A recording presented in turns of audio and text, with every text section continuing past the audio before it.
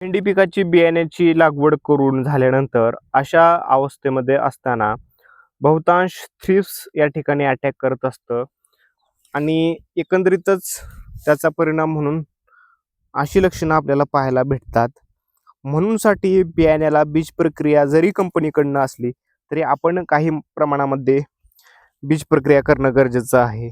यासाठी आपण JSP कंपनीचं PCT वापरू शकता किंवा गावचो या बियाणे बीज प्रक्रिया औषधानेही आपण बीज प्रक्रिया करू शकता. तसंच बुरशीजन्य रोगांचा संभाव्य धोका सुरुवातीच्या काळामध्ये टाळण्यासाठी मार्केटमध्ये आता अनेक कॉम्बिनेशन बुरशीनाशक, कीटकनाशक असलेली बीज प्रक्रिया करणारे औषधं आहेत. त्याचाही फायदा आपण करून घेऊ शकता, जेणेकरून बुरशीजन्य रोग आणि थ्रिप्स लवकर अटॅक करणार नाही.